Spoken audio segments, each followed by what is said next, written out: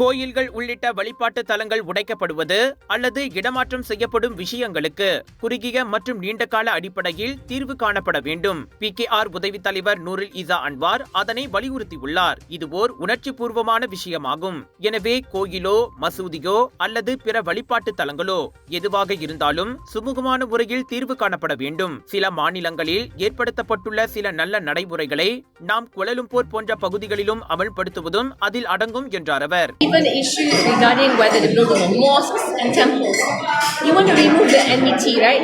Because it's like when you discuss this, then there will be people and groups that will rile up the other side. When it's actually trying to address the issues and the problems across all sides. Saya fikir kita kena lihat kepada garis panduan dan mekanisme yang ada.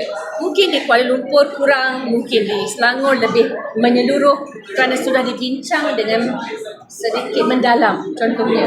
Jadi kita harus lihat beberapa option. Dan daripada situ kadang-kala untuk masjid pun sama. Kerana ada kes, contohnya tak silap saya Negeri Sembilan ya, di mana masjid pun diminta untuk dirobohkan. Jadi mekanisme ini perlu kita lihat supaya penyelesaian jangka masa pendek, menengah dan juga panjang. Dan mungkin kita minta jawatan kuasa, tariah masjid atau kuil sentiasa dari setiap peringkat berbincang bersama, dan mungkin kita kurangkan peranan ahli politik. Dan pada saya keagamaan ini, tanggungjawab ini untuk menyatukan masyarakat. Sama ada masjid, sama ada rumah ibadah. Dia ada tanya you parti mana? You nak berdoa, nak semayang. You pergi. Sama. Masjid pun ada masalah. Kita nak cuba gabungkan niat asal tempat ibadah untuk menyatukan semua. சம்பந்தப்பட்ட தரப்புகளிடம் கலந்துரையாடல்கள் முக்கியம்.